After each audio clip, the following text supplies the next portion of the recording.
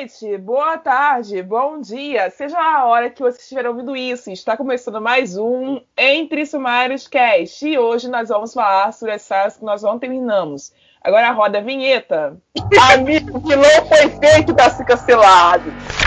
E daí se eu só quero ler uma putaria, se eu só quero ler os caras fazendo neco-neco, sabe? Tipo, e daí?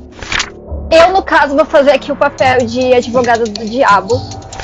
Pera, M. Então, assim, a gente não pode gostar mais de personagem que não é perfeito. Se a gente é independente, a gente tá livre dessas amarras do capitalismo, então a gente pode inovar à vontade. Esse podcast faz parte da iniciativa O Podcast é Delas. Saiba mais em opodcastedelas.com.br.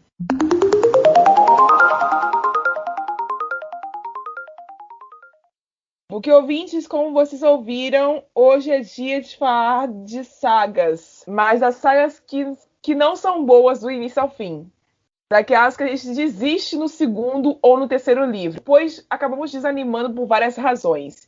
E este episódio não é, por incrível que pareça, uma tentativa de te dizer se você deve ou não ler as sagas aqui citadas, mas sim uma abertura de uma discussão que nós esperamos que vocês continuem conosco depois desse episódio lançado. Então vamos lá. A minha lista começa com Instrumentos Mortais, da Cassandra Clare. Mais especificamente, nós estamos falando do livro Cidade dos Ossos. E eu não vou me alongar aqui sobre a sinopse, porque esse livro já é datado, já possui duas diferentes adaptações, isso é, uma trilogia e uma série. E eu sinto que boa parte da audiência que nos ouve já conhece o enredo desse samba. Então, o que eu tenho a dizer para vocês sobre esse livro é o seguinte. Eu não sei se eu já contei aqui a história do dia que eu comprei esse livro. Então, vamos a ela. Eu comprei esse inferno desse camalhaço na Bienal de 2017, porque eu estava no estande da Galera Record, caçando uma fantasia para comprar. Detalhe a acrescentar. Eu me lembrei, quando eu estava escrevendo o roteiro, que eu quase comprei a Cotar nesse dia. Coitada. Pra vocês verem aonde eu tava. Meu Deus! Aonde eu tava. O estande da Galera Record, na Bienal do Rio Centro, que fica aqui no Rio de Janeiro, ele é cheio de cestinhas. Tem várias cestinhas grandes, cheias de livros dentro. Livros aleatórios. E você pode ir lá pegar o livro do sexto e ficar lendo o livro do sexto, decidindo se você vai levar ou não. E isso faz uma fila. Desgracenta. Enfim, galera, né? Galera, te amo, Galera Record, te amo. Enfim, vamos embora, continuando. Aí, enquanto eu tava caçando uma fantasia para comprar, no meio da muvuca, que eu pegava os livros para abrir as orelhas, surgiu uma menina. Pamela, eu não esqueci de você, tá? Trauma que Só pra falar isso. A culpa foi sua, Pamela. A culpa é sua. E ela me disse que se eu comprar Cidade dos Ossos seria uma boa ideia se eu me concentrasse no quanto o personagem principal, vulgo Jace, era gato e me esquecesse um pouco da Claire. E ela ainda me disse que eu deveria levar o livro o mais rápido possível, antes que outras leitoras achassem ele, porque o preço estava barato para um livro tão grande e ainda era a capa da edição holográfica. E eu fui lá e dei uma de M, né, a nossa apresentadora aqui, e comprei um livro enorme que eu nem sabia se ia ser bom, porque estava barato. Resultado, me fodi. Amiga, detalhe, eu tenho esse mesmo livro, só que eu roubei de um amigo meu, porque ele me emprestou pra eu ler, eu nunca mais devolvi. Eu ia me defender dessa situação de consumismo, mas, assim, eu comprei Uma Vida Pequena, enorme, mil palavras, 1000 páginas. Ai, meu pai do céu. E eu não li até hoje, porque eu tô achando chato. E tá aqui. Tava barato. Então, né? Então, assim, vocês viram por que eu citei o nome dela, né? Vocês viram. Enfim, continuando. Eu li Cidade dos Ossos até o final. Eu não parei no meio, tá, gente? Eu li até o final. E esse livro, ele é tudo que o Lohan tinha dito sobre a Ordem da Fênix. Ele é um livro que enche linguiça demais com porra nenhuma. O enredo do livro é raso, o enredo do livro é pequeníssimo, poderia muito bem ser resumido em apenas 4 ou 5 capítulos no máximo. E a autora, sei lá, por que cargas d'água, resolveu aumentar isso numa velocidade que não fez sentido nenhum para mim. Ai, que dor. E o livro me enrolou a vida inteira e não me entregou o suficiente. Porque quando uma autora me enrola e no final ela me entrega alguma coisa, eu falo assim, ok. Mas quando uma autora me enrola e no final não entrega nada, que foi o que a Cassandra Clare fez comigo nesse livro, não tá ok. Eu não vou comprar o restante. Aí eu fui conversar com outras amigas minhas que já tinham lido Instrumentos Mortais e elas me falaram que para que eu percebesse o quanto a saga era boa, eu tinha que continuar comprando até o 4º livro, porque era somente após o 4º livro que a saga andava. Meu, mas tem que ser muito infeliz a mulher. Aí eu falei assim, e querer muito dinheiro. Meu, ela faz 4 livros enchendo linguiça pra te apresentar o que é pra acontecer no 5º. Nem ferrando Olha que eu vou ler tudo. Olha só, eu vou defender aqui e dizer que a partir do... Eu vou falar sério, a partir do 2º fica um pouco melhor. Não é grande coisa, mas fica um pouco melhor. Mas eu não entendo como fica melhor, amiga. A Claire é um saco. Nossa, ela é muito chata. Mas os outros personagens são legais. Mas é ela que dá. Eu sei. Que ótimo. Enfim, pessoal, vocês entenderam, né? Por que eu fiquei tão irritada com Cidade dos Ossos. Vocês entenderam. Não preciso falar mais nada. Tô me sentindo pessoalmente atacada nesse I'm podcast. so sorry! Eu queria dizer que vocês acham que isso é ruim, depois eu vou falar de uma coisa que é pior ainda, gente. Mas vou deixar pra quando eu for falar. Enfim, vamos lá. Segundo livro da minha lista e o último, porque eu não consegui reunir 13 livros nessa lista hoje. Me perdoem, pessoal, mas eu sou uma leitora de livros únicos. Então eu vou falar de Noites de Florença, do Sylvain Reynard, mais especificamente do livro A Sombra do Passado, que é o segundo livro dessa trilogia. E dando uma pequena introdução sobre essa história toda, o William, também conhecido como o Príncipe de Florença, é um vampiro de mais de 500 anos de vida, que mantém em suas mãos o controle na surdina dos acontecimentos sobrenaturais ocorridos na cidade tão conhecida por ser um dos pivôs da arte renascentista italiana. E basicamente o que ele faz como sendo príncipe? Ele governa Florença de dentro de um castelo, por isso é chamado de príncipe. Ele impede que vampiros se rebelem naquela cidade e saiam comendo todo mundo. Ele luta contra a Cúria, que é uma organização da Igreja Católica que mata vampiros. E ele tem amantes ao dispor dele a todo momento, sejam elas vampiras ou humanas. Ou seja, ele é um tremendo de um cafajeste. Mas isso não vem ao caso. Vamos seguindo com ele. Depois ele se torna uma pessoa legal. Mas no início ele é um tremendo de um cafajeste. Mas vamos seguindo. Christian Grey? Não. O William não é sadomasoquista. O William é... Você assistiu Souls of Anarchy? Com Van Helsing. Tu assistiu Souls of Anarchy? Não. Tu sabe o que é um motoclube? Sim, eu sei. Imagina o líder do motoclube. Esse é o William. É isso. Eu acho que eles têm umas versões diferentes. É tanto isso que ele anda, que uma das primeiras cenas dele no livro 1 é ele andando de moto pela cidade. Tem uma adaptação disso, não tem? Não tem. Esse não tem. Não tem. Era muito comum. Mas, enfim. Continuando com o William. E no livro A Sombra do Passado, a gente vê para onde caminha a história do roubo. Porque lá na época da Idade Média ainda, no meio do governo dos Medici, ou Medici, eu não sei como se pronuncia, o William já era vivo lá e ele tinha uma coleção de obras artísticas raras de todas as partes do mundo dentro da casa dele. Porque ele sempre foi rico. E gente rica tem essas coisas. Até o dia que ele foi roubado. Apareceu um ladrão e surrupiou um conjunto de ilustrações que eram de Dante Alighieri. Ou de um suposto aprendiz do próprio Dante. Depois de muitos e muitos anos desse conjunto de ilustrações desaparecidas, elas foram paradas no mercado negro de obras de arte. Porque sim, existe um. E de lá, elas acabaram nas mãos de Gabriel Hermanson, personagem principal da saga O Inferno de Gabriel. E é nessa hora que as histórias do Silvain e Reinhard se conectam e formam o universo Noites de Florença. Porque é em A Sombra do Passado que o William começa a manifestar o ódio dele pelo Gabriel. Aí, como é que eu vou te explicar o porquê que eu digo que esse livro não é tão bom assim? Eu não estou dizendo que ele é péssimo. Eu estou dizendo que ele demora. Ele demora a te conquistar. Porque o William já começa a história puto. Puto da cara. Puto. Porque ele percebeu que o Gabriel botou as obras que foram roubadas dele no passado para exposição num museu gigantesco para todo mundo ver. E ele ficou puto porque, tipo, ele era egoísta e ele falou assim, mano, eu não gostei dessa vagabundagem.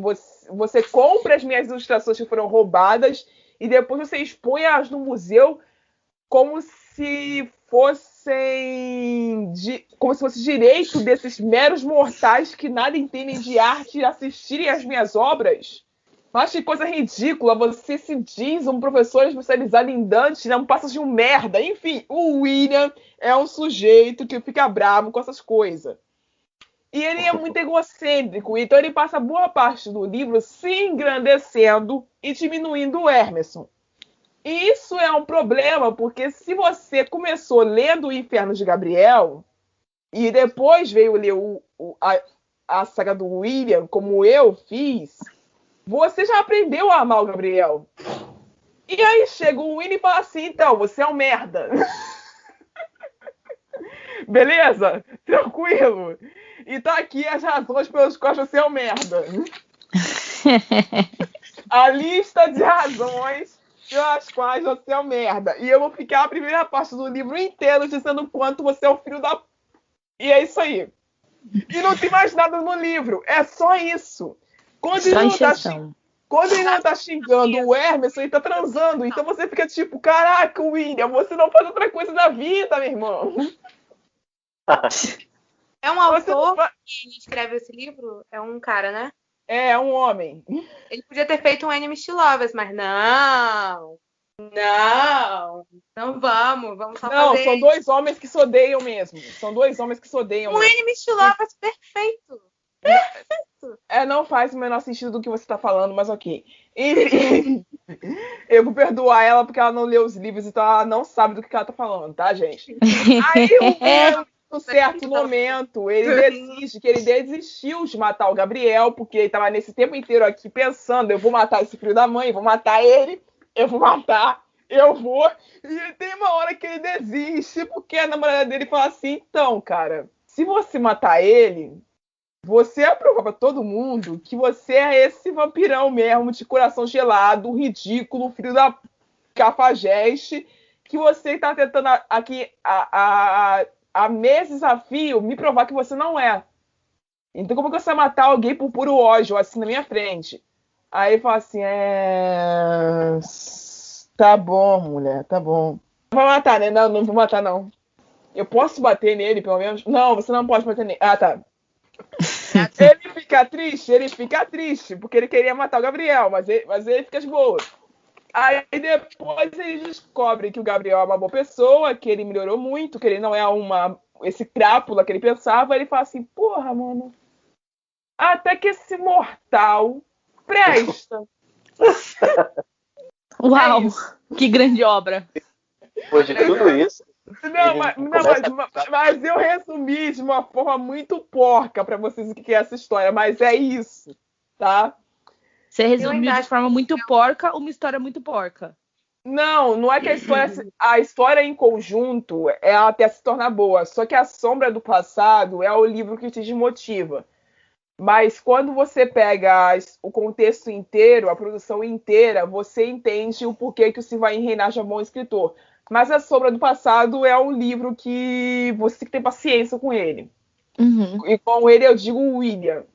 Porque O Ina, ele tem 6 estudos de doutorado. É isso. Eu passo a palavra pra ele. Vamos lá, né? Eu separei. Vamos lá. Eu queria dizer assim. Eu li, fazendo meu filme, a saga completa. Faz muito tempo. Eu tava na minha época de ensino médio. Então, tipo, tudo que a Fanny, que é a principal do livro, sentiu, eu também senti. Só que o que eu vou falar é o segundo livro da série, que tem 4 livros, que é eu fazendo meu filme Fanny na Terra da Rainha. Antes de tudo, eu queria pontuar algumas coisas que eu acho importante. Pra dizer que, assim, a Paula Pimenta, ela é uma ótima escritora? Ela é uma ótima escritora. Ela tem uma escrita chata, arrastada? Tem também. Mas de uma forma, no livro ele começa a correr e aí você acaba lendo rapidinho. Mas, uma coisa que a gente não pode negar é a Paula Pimenta, ela tem um estilo de construir personagem que é muito bom.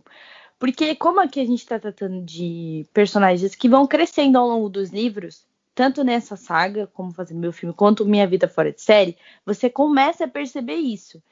E os sentimentos adolescentes que estão aqui, em todos os livros, é muito marcante. Isso é a coisa mais marcante desses livros. E a diagramação também é incrível, né? Beijos, Gutenberg, me patrocine. Mas vamos lá. O segundo livro dessa série, a série é bobinha, já começa por aí. Ela é muito infanto-juvenil. Só lá pro 4º livro que você vai ver umas coisas mais sérias, mais adultas e tal. Porque esse livro ele é uma constante de vai e não volta, vai e não volta, vai e não volta. Na verdade, a saga inteira é assim. E aí a gente tem a Fanny, que é a principal aqui, que eu já começo dizendo que ela é insuportável, meu Deus do céu. Até nos livros que eu gosto dessa saga, ela é insuportável. Ela é muito chata, ela é muito, muito, muito, muito, muito chata. Eu amo e odeio ela, mas o odeio é muito grande. E o segundo livro, ele me deu uma raiva estrendosa, porque começa que assim, a Fanny é uma pessoa com um estilo de vida assim, melhor do que a maioria dos brasileiros, né? Ela mora em Belo Horizonte, ela é mais riquinha e os pais dão para ela um intercâmbio, uma coisa assim. Ela vai fazer um intercâmbio na Inglaterra. Daí, ela, no spoiler, gente, pelo amor de Deus, se você não gosta, pule um pouquinho só para eu falar a informação de que no primeiro livro, quando ela finalmente desenrola com o Leonardo, eles meio que ficam juntos, é o momento que ela vai pro intercâmbio. Então, ela meio que ali, ela já quer desistir. Ai, não vou fazer mais intercâmbio, porque agora que eu descobri que eu amo o Léo, que não sei o quê. E isso é, tipo, na última página do livro. Ela descobre que ela ama o Léo e tal, e vai ficar com ele. Só que aí, acabam convencendo ela vai pra Inglaterra. Aí ela começa a conhecer a família, onde ela vai ficar hospedada. E aí ela acaba conhecendo uma pessoa, que é o Christian. O Christian, ele é o pivô aqui para acontecer as briguinhas em torno do casal. E eu odeio o Christian, meu Deus do céu, que ódio que eu sinto deste homem. Que personagem chato. Ele foi um personagem que ele foi criado ali só para ele causar picuinha. Porque tanto nesse segundo livro ele causa picuinha, tanto no terceiro livro ele causa picuinha, e no 4º livro ele ainda causa picuinha estando com outra pessoa. Ou seja, que inferno de homem. Meu filho, largue desta mulher, vá viver a sua vida. Deixa a Fanny em paz, para ela poder viver o romance dela com o Leonardo. O livro ele vai intercalando muita coisa com filme e tal, porque eu gosto bastante marcante da Fanny, e ele fala bastante sobre isso, né, fazer meu filme. Só que, gente do céu, esse livro, ele é tão chato, ele é tão arrastado, e aí ela recebe carta do Leonardo, aí ela fala, não, eu vou voltar pro Brasil. Aí vem 30 mil e-mails de gente tentando convencer ela do contrário, aí ela vai no show do McFly, e aí ela fala, não, vou dar uma chance para Londres. Aí ela fica em Londres. Aí ela se envolve com esse Christian. Aí tem o Leonardo nesse meio. Aí o Leonardo no Brasil faz um negócio que aí ela fica toda mexida em Londres. Eu fico, gente, pelo amor de Deus, que é isso aqui? Isso aqui não é verdade. Sério, esse livro, ele é uma bomba perto dos outros livros da saga. Isso que o primeiro é fraquinho, mas o terceiro e o 4º são, ó, filé. O terceiro principalmente. Mas esse livro, ele é um saco, ele é arrastado, ele é chato. Nossa, eu tenho vontade de bater na Fanny, eu tenho vontade de bater no Leonardo, eu tenho vontade de bater em todo mundo. Principalmente na Paula Pimenta, que é coitada, até hoje não sabe fazer representatividade. Amo você, Paula Pimenta, mas te odeio também. Não tem um personagem diverso nesse livro. São só pessoas brancas e riquinhas, tá? Em todos os livros, aliás. Isso que é feito no Brasil, exatamente. Ai, gente, Pau Pimenta é desse naipe. Enfim. Eu não existo no universo de Fazendo Meu Filho. Ah, sim. Não, é o que eu falei pra você. É muito infantil. Se você tá dando pra uma criança, uma pré-adolescente, pra ela começar a ler, é muito bom. Esse livro é muito legal. Vai ser interessante pra menina, ou, né, pro menino também. Porque fala bastante sobre adolescência. É um negócio adolescente mesmo. E aí você vai crescendo junto com os personagens. É incrível, é muito legal. Hoje eu não leria. Eu não ia gostar desse tipo de livro. Aliás, eu nem gosto mais desse tipo de livro. Mas é muito bom. Para um começo de início para ser leitor, ele é muito legal. Agora, pulando de um livro para adolescente para um livro hot, eu tenho a saga Noivas da Semana. Basicamente, esse livro, eles são histórias. Ele é uma série, não uma saga. Que conta histórias de meninas diferentes e tal. E é tipo, casada na quarta, não sei o que, na sexta, enfim. O livro que eu escolhi, que é o segundo, que é o Esposa de Segundo. Esposa até Segunda, aliás. Da Catherine Bybee, uma coisa assim. Ela é publicada pela Verus, né? Vamos lá. O propósito desse livro se não me engano, as amigas, elas têm uma... Não é um buffet que a gente fala, mas eles têm um bagulho lá de casamento, que ela ajuda as pessoas a conhecer os maridos, e aí tal, não sei o quê. Elas são casamenteiras e fazem festas em cima disso, né? Daí, a gente, no primeiro livro, que é super mais interessante, super mais... bem mais interessante, legal, é uma química muito engraçada dos personagens, e até as cenas de sexo são incríveis. Aí, no segundo livro, a gente tem a amiga da principal do primeiro, que é a Sam. Aí a gente tem a Elisa, que é essa principal desse segundo livro. E aí já vem os clichêsados. O personagem principal que vai ficar com a Elisa é o Carter, que é o quê? Melhor amigo do Blake, que é lá do primeiro filme, do primeiro livro. Aí isso já é... E aí eles são os estereotipos, tipo, a Elisa é a melhor amiga, super interessante, gostosona e tal, mas ela tem um segredo. O Carter, ele é um cara super bonitão, gostoso, tatuado e tal, não sei o que, ele é mais certinho, bem crio e calculista. Só que este livro, ele começa de um jeito estranho, sabe? Ele não tem uma constância. Ele é basicamente uma continuação do outro livro, onde você começa vendo a história da Samantha e do Blake, onde eles estão se casando de novo, porque no primeiro livro eles fazem uma promessa que eles vão se casar em todos os estados dos Estados Unidos, né? Eles vão fazer todo ano eles fazem um casamento num estado diferente, porque eles são ricos, claro.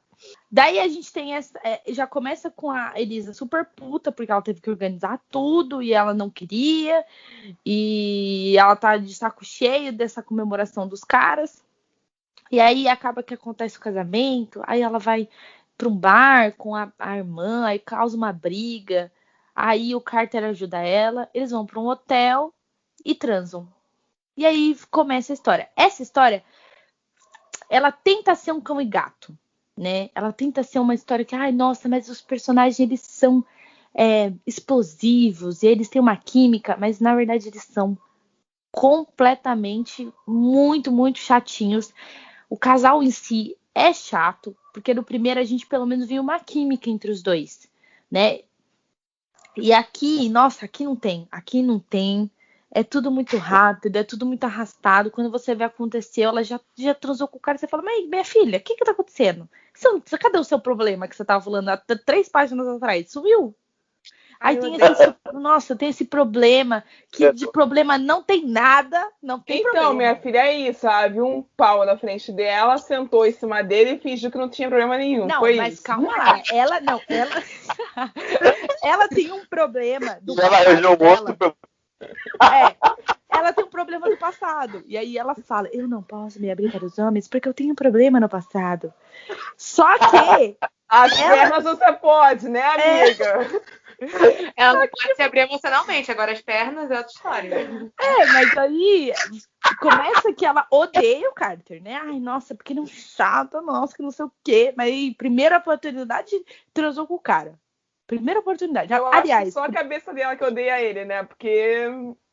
não, e outra, agora eu esqueci, no começo do livro, ela cita que eles se beijaram antes do Natal, na festa dos amigos, porque tinham visto, e é toda aquela tradição, né? Tipo, duas pessoas não vistem se beijar e tal, não sei o quê. Aí ela fala que, tipo, nossa, eu odeio ele, mas ele beija muito bem. Aí você fica, amiga, Puta que pariu. o que é isso? O que é isso? Enfim, o livro... Eu não terminei este livro. Ele é tão ruim que eu não terminei. E eu gosto de hot, gente. Vocês estão entendendo quanto que isso aqui é ruim? Olha, péssimo, péssimo, péssimo. Parece a qualidade do livro, porque é péssimo. Agora sim, agora que eu detonei a gás, vamos lá. O próximo e último é o Príncipe Cativo, não é mesmo? Mas mais específico também, o segundo livro do Príncipe Cativo, que é o Guerreiro. Além da capa, que é péssima, eu odeio as capas brasileiras de Príncipe Cativo. Eu prefiro muito mais a original, mas ela também é feia. As bonitas são só do Japão. Aí a gente tem a história, é uma continuação do primeiro livro e tal, é uma saga com Dundin e tal. E o primeiro livro acaba de um jeito assim incrível. O começo é que assim, a escrita da autora, eu esqueci o nome dela, C.S. Pacati, uma coisa assim. Ela é estranha, porque você precisa encontrar um ponto que ela vai começar a fluir. Porque senão você começa a arrastar a história dela, sabe? Tipo, a escrita dela é estranha, você não consegue se situar. Tem esse mundo que é muito diferente, é uma coisa meio medieval, mas é meio também envolvendo escravidão, tem vários gatilhos. Mas aí vai, quando ele engata, nossa, acabou. E o gancho do primeiro livro é incrível, incrível, incrível, incrível de bom. Quando chega no segundo, ele empaca. Ele fica tão... Nossa Senhora! Os personagens não têm motivação. É tudo muito devagar. É tudo muito pesado. Aí eles falam muito sobre guerra. Até no segundo livro, você para e pensa. Eu estou lendo um romance, porque este livro é um romance. A saga é um romance. Apesar da coisa fantasiosa, é um romance. Mas você não vê romance nisso daqui.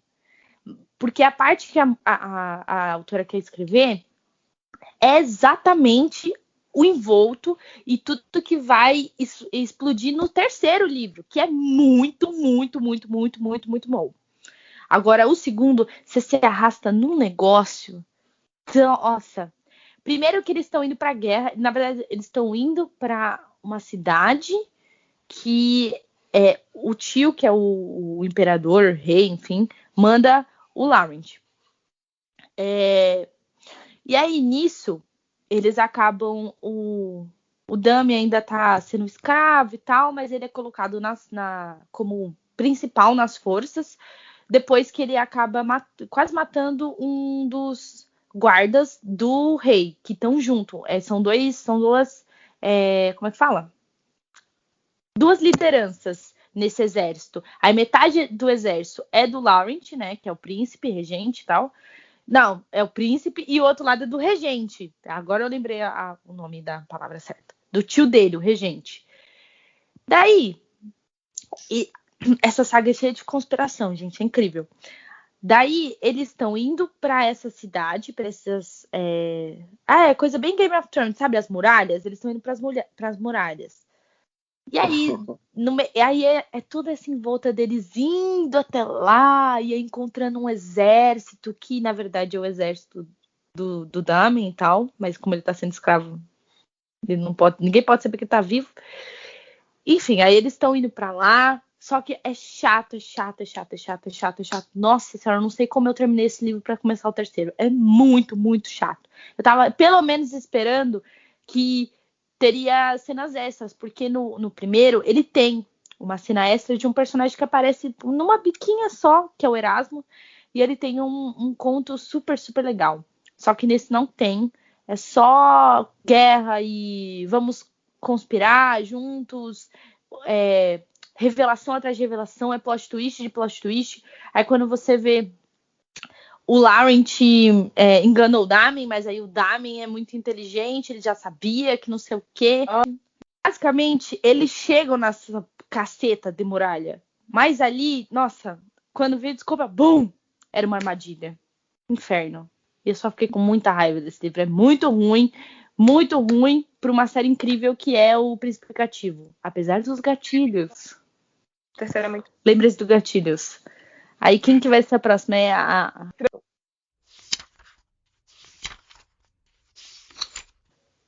Então, eu ia botar Acotar, mas eu acho que já tá muito repetitivo eu falar mal de Acotar. Então, eu vou falar mal de Seleção. O que também é um pouco repetitivo. O que acontece? O meu ranço com esse livro já começa com o fandom. Primeiramente, por causa daquela palhaçada, dessa pataquada de querer botar a personagem Celeste e o personagem Aspen como pretos.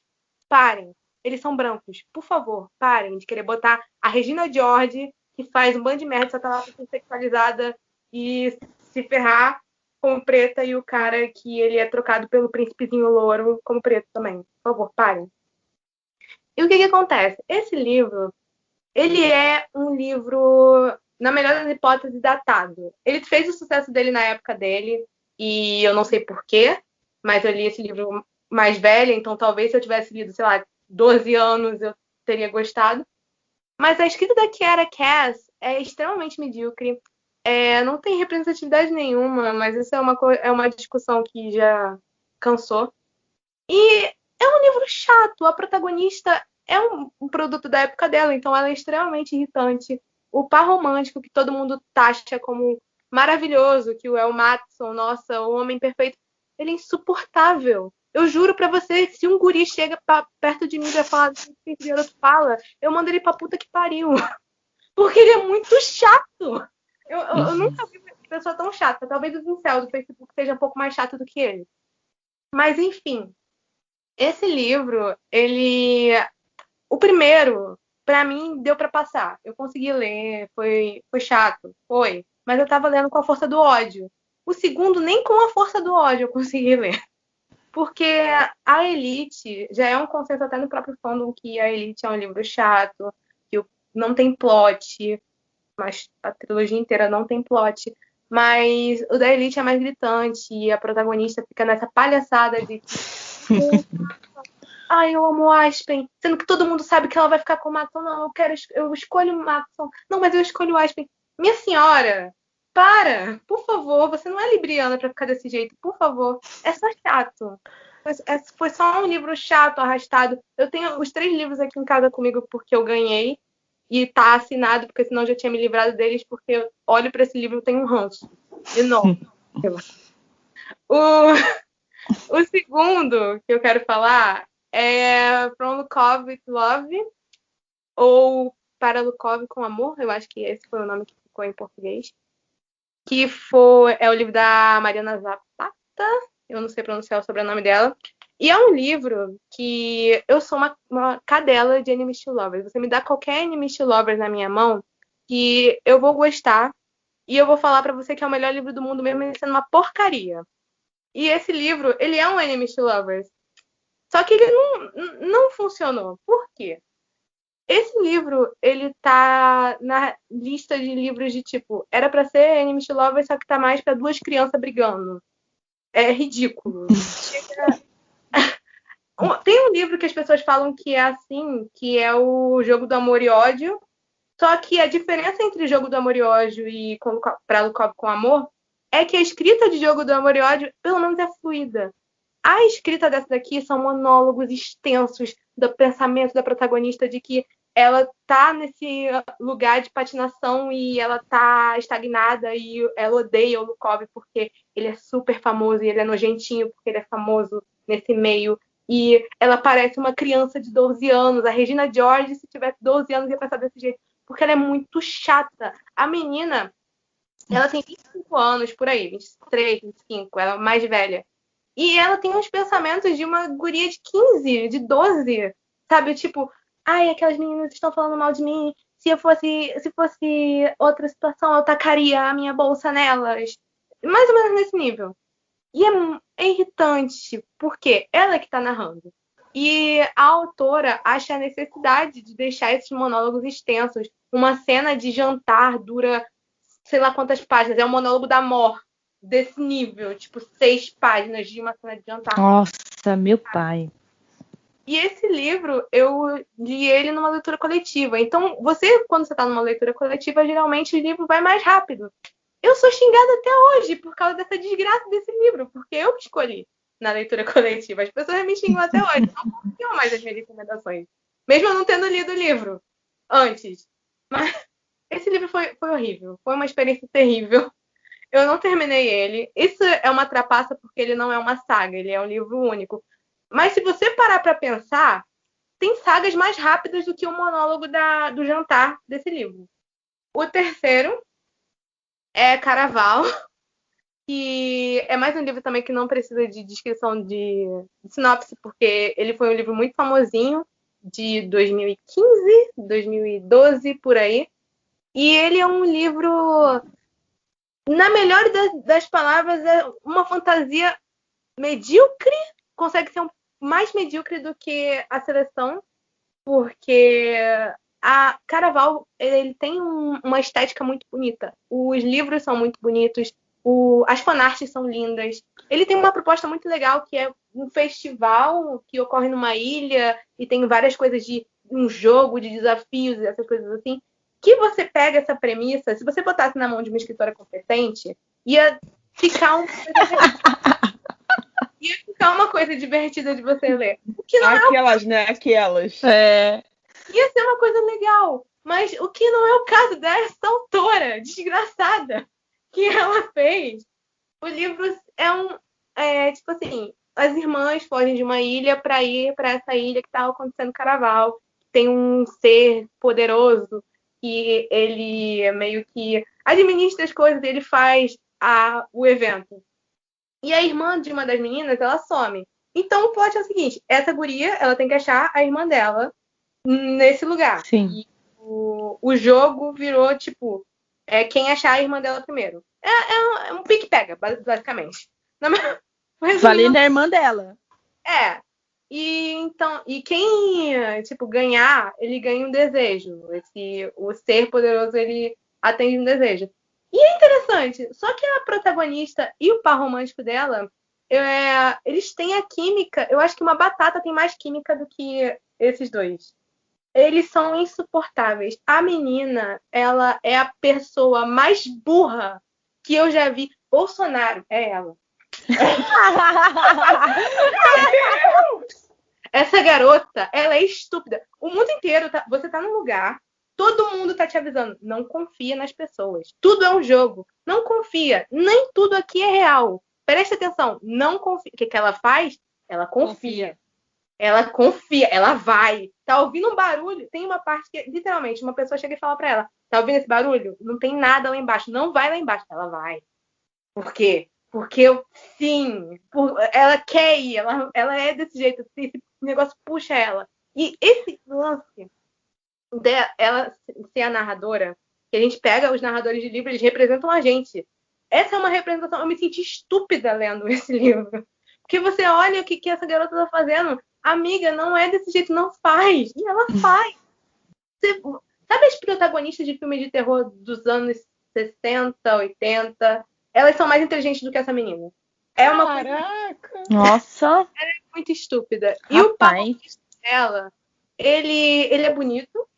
O traço de personalidade dele é ser bonito. E o nome da guria é Scarlett. Ele chama ela de Carmin. E ele acha sexy. Ele acha... Eu acho que ele deve estar achando que ele, sei lá, é a pessoa mais genial do mundo de estar falando o nome da menina errado. Mas a cada momento que ele chamava ela de Carmin, uma parte da minha alma morria. Sem sacanagem, eu saí de lá com menos 30 anos de vida. Sem sacanagem. Esse livro, ele sugou todas as minhas energias. E eu cheguei no final, depois dele, ele é uma trilogia. Uhum. E eu não ia ler os outros livros, então eu fui pesquisar o que acontece. Spoiler, spoiler, porque eu não posso deixar de falar sobre isso aqui. O ser todo-poderoso, ele se apaixona pela irmã dela e ele desiste dos poderes pela irmã dela. Uma mera mortal, porque ela é descendente da mulher que ele gostava. Nossa! Elas são netas da mulher que ele amava e aí ele quis ficar com a menina que, by the way, falaram que ela é pior do que a protagonista de Caraval, que eu não vou pagar pra ver. Eu acredito no que as pessoas falam. Parabéns, né? Esse livro é terrível e eu queria descontar minhas frustrações aqui sobre essa bomba. Tá bom. Lohan, vai que é sua. Então, infelizmente eu vou ter que terminar este bloco falando de duas sagas que são muito cansativas de ler, porque elas são muito, muito, muito, muito detalhistas.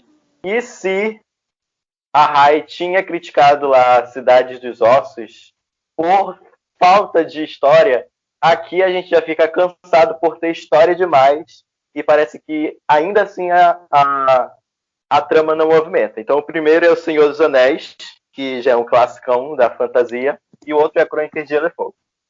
Tá, Senhor dos Anéis. Qual é a problemática do Senhor dos Anéis? A ambientação do Senhor dos Anéis é muito, muito detalhada. E assim, é legal porque tu consegue visualizar muito bem toda a Terra-média, sabe? Não tem um mínimo detalhe ali que você não tem noção de como é na cabeça do Tolkien. Legal? Legal. Mas o problema é que, assim, qualquer ideia que você tenha diferente do que está na narrativa é muito facilmente invalidado pelo próprio escritor. Então, por exemplo, são tantos detalhes que não tem como tu imaginar além daquilo, entende? Então, tu tá literalmente preso àquela narrativa. E eu acho isso particularmente chato, porque às vezes a gente gosta de imaginar, por exemplo, um lugar com o céu amarelo. Mas não, lá na história tá dizendo que o céu é azul e ponto, porque vai repetir 500 vezes que o céu é azul. Mas, ok, até aqui, tranquilo? Não, não está tranquilo, mas a gente finge que tá tudo certo. E aí o que acontece? Por ter muito detalhe, a história literalmente parece não avançar, sabe? São quase 10 páginas, eles atravessando um campo, e tudo nesse campo é muito bem descrito. Tudo ali é muito bem narrado, e assim, é para criar um ar de admiração e fantástico, sim, mas na 8ª página tu não aguenta mais, sabe? Tu só quer, tu nem lembra qual é o personagem que tá atravessando aquele campo de tão bem detalhado que foi aquilo. E aí, eu só li a trilogia mesmo com muita luta, porque eu estava conhecendo o gênero fantasia. Enfim, né, o Tolkien ele criou um universo muito rico e tem muita coisa para ser explorada ali. Mas assim, é muito fácil tu ficar cansado de ler. É muito, muito fácil. Porque tu quer saber o que vai acontecer com a história, mas tu sabe que para saber o que vai acontecer no próximo capítulo, tu vai ter que ler 200 páginas de como a grama é linda e gostosa e tu vai querer rolar ali, entendeu? Então, assim, quem para de ler no primeiro livro é super compreensível. Eu acho que eu demorei, assim, a minha adolescência inteira para ler Senhor dos Anéis, a trilogia. E, enfim, aprendi muito, mas eu acho que muita coisa ali não precisava estar ali e a gente podia ter descoberto muitos mais detalhes do universo se tivesse tirado muito da ambientação. E aí a gente chega em Crônicas de Gelo e Fogo. Porque assim, você acha que se você leu a trilogia do Senhor dos Anéis, qualquer livro bem detalhado é fichinha para você. Só que não. O George Martin, ele levou isso num extremo surreal. Porque enquanto o Tolkien descreve a ambientação, sabe? O cenário, o campo, a fazenda e a terra inimiga muito bem detalhada, o George Martin, ele vai detalhar tudo. Tudo. Tudo ali é muito bem detalhado. As cenas de sexo, elas têm uma descrição e uns detalhes que tu fica assim, nossa, eu nem sabia que existia essa parte do corpo na gente. Entende? Porque ele descreve como foi lambido e aonde a língua passou e que cor ficou o mamilo depois que entrou a coisa ali. Caralho! Que legal, né? Eu sinto que eu estou até na cena de tão bem que eu sei sobre ela. E assim, e as coisas ficam muito piores quando tem uma guerra. Eu particularmente odiava quando começava as guerras, porque eu sabia que ia ser umas 30 páginas só de guerra. Porque ele ia descrever como cada soldado do exército ia morrer, sabe? Como a faca entrou em cada um deles, qual membro foi cortado. E assim, tu não quer saber disso, entende? Tu quer saber o que vai acontecer. E outra coisa que me irrita muito em Crônicas de Gelo e Fogo é assim, que enquanto que em Senhor dos Anéis a gente tem a sensação que a história não está avançando, em Crônicas de Gelo e Fogo a história literalmente não está avançando. Se eu não me engano, nos 5 livros que foram publicados, só se passaram 2 anos. 2 anos. What? Mas, gente, eu esperava assim que tivesse passado pelo menos 200 anos com tantas páginas, mas não, só se passaram 2 anos. E com uma diagramação minúscula. Exatamente. Tipo, o editor ali não leu. Ele não leu o livro. Ele pegou e falou, vai tudo isso aqui. Fonte tudo 10, bora tudo. Pra vocês terem uma ideia, quando o Jon Snow, que é um dos personagens mais famosos, né, principalmente depois da adaptação, morreu, eu só fui perceber que ele tinha morrido porque ele não apareceu mais na história. Ele só sumiu. Cadê o Jon Snow? E aí, porque assim, pra quem não leu, os capítulos são baseados nos personagens principais. Então, quando ele morre, esse capítulo simplesmente desaparece.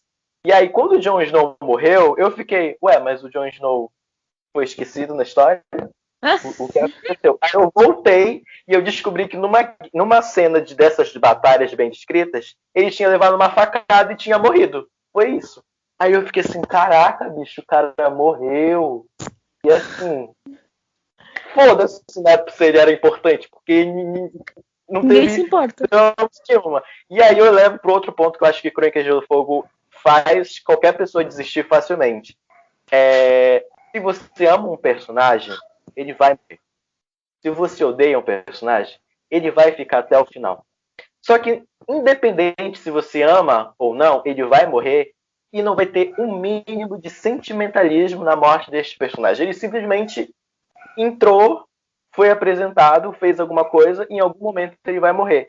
Isso é muito, muito chato, sabe? Porque tu ganha um apreço por um personagem, nem é por ele ser afetivo, até porque todos os personagens de Crônicas de Gelo e Fogo, eles são completamente frios e sem sentimento e tristes, parece brasileiro, sabe?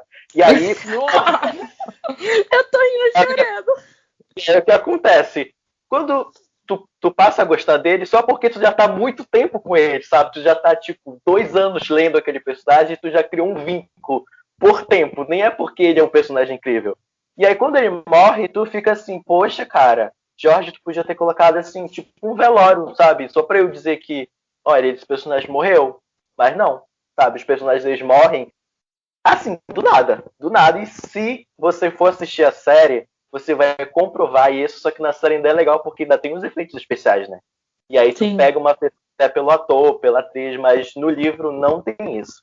Então eu acho que assim, Senhor dos Anéis ensinou muita coisa pra gente, com certeza, abriu todo o universo, mas tem muita coisa ali que podia ser tirada de Crônicas de Gelo e Fogo. Ai, olha, sinceramente, conte comigo pra nada. Ah, tem uma coisa legal. Quer dizer, não é legal. Assim, faltam 2 livros. Faltam 2 livros para serem publicados. E assim. Tem isso. Ah, não. Detalhe. Só para terminar, isso é muito importante. A gente precisa citar. Nos 5 livros, com mais de 5.000 páginas, você cria todo um tesão pelo inverno, sabe? O inverno, ele vai chegar e ele vai destruir e vai trazer os outros, os caminhantes brancos e o caralho a 4. Beleza. Só que aí o que acontece? Ele nunca chega. Entendeu? Entendi. Ele vai chegar. Ainda não foi nem terminada, porque o George Martin simplesmente não terminou de escrever. Não, e vale lembrar que este homem, ele é um senhor velho e que tem algumas pessoas que sabem o final para caso deste homem falecer e não publicar os livros. Exatamente. E é impossível que não vazou. Gente, vamos vazar isso, por favor. Tem gente passando mal. Mas era isso. Passo a palavra para Para iniciar os debates de hoje, eu acho que eu só vou colocar 2 temas, porque a gente já se alongou pra cacete mesmo. Eu quero perguntar a vocês: a gente deve ou não deve insistir numa saga, apesar dela não cativar a gente no primeiro livro? Porque pelos motivos que nós relatamos anteriormente, nós não existimos. Mas a gente sabe que muitos de vocês já existiram. Então, por que a gente deveria ou não insistir nisso? Eu acho que assim, vamos lá. É que depende muito de como é a sua experiência. Porque, às vezes, a experiência com o livro pode ser péssima, mas alguma coisa ali te cativa, mesmo sendo péssimo, ao ponto de você ler uma outra saga. Se existir essa chama, essa pequena chama, talvez você deva insistir e falar assim, não, vou dar mais uma chance, vou ver se o próximo vai ficar melhor ou se o próximo vai continuar tão ruim assim. Eu acho que quando você tem essa dimensão de que você começou a ler um livro e você acha tudo muito chato, tudo muito arrastado, tudo muito, sabe, ruim e tal, não sei o quê, você não consegue continuar uma saga, sabe? Foi o que aconteceu comigo com a própria Cassandra Clare, com Instrumentos Mortais. Eu até tive um momento rompido nessa linha de odiar, não gostar e achar tudo péssimo, por causa da escrita dela em específico. Mas eu não achei que valeria a pena continuar a saga. Aí eu não continuei. Agora, fazendo meu filme, que eu achei o segundo também muito péssimo, eu continuei em todos os livros. Aliás, até as continuações eu li. Pra você ter uma ideia. Então eu acho que é bem sobre isso. Cara, assim, igual ela falou sobre falar de Instrumentos Mortais de novo. Eu tenho a consciência, até quando eu li, eu achei Cidade dos Ossos ruim. É uma consciência que todo mundo tem. E, tipo, foi um livro ruinzinho, mas eu continuei porque eu achei o universo muito interessante. E foi a minha saga favorita por muito tempo. Não tenho muito orgulho de dizer isso. Mas ela foi minha saga favorita por muito tempo. Então, tipo, existem livros que você pode pegar, se você gostar muito do universo, você continua. Mas o problema disso é, de repente, você vai e se depara com outra bomba e vem uma ressaca literária de 1 ano e meio, basicamente. Então, isso é complicado. Eu acho que depende muito do feeling que você está sentindo lendo. Eu concordo com as meninas. Eu acho que tem muito a ver com quem está lendo, na verdade. Mas, por exemplo, eu, depois de ter lido a trilogia de Senhor dos Anéis e mais 5 livros de Francisco Gelo e Fogo, insistindo de não, em algum momento a história vai pegar aquele gás, eu não insisto mais, sabe? Se não me conquistou no primeiro livro, eu ficou com Deus. Posso até indicar para quem gosta do gênero, vai lá, vai, mas não. Acho que é por isso que agora eu não tô lendo tanto saga. Eu tô lendo mais livros únicos, sabe? Livro solo. E aí eu sei que, não, isso aqui, beleza, só um livro, se não tá indo bem, eu leio até o final e acabou. Mas saga eu acho bem complicado, sabe? Ler tudo, mesmo sabendo que, mesmo não pegando gás no primeiro. Então eu não vou, não. Então, não, isso. Eu só vou fazer um adendo a essas opiniões que eu concordo plenamente com elas. Quando você lê a sinopse do primeiro livro e na sinopse ele já aparece errado, não compra a saga. Não. Sim, é um bom conselho. A saga. Ótimo conselho. Só.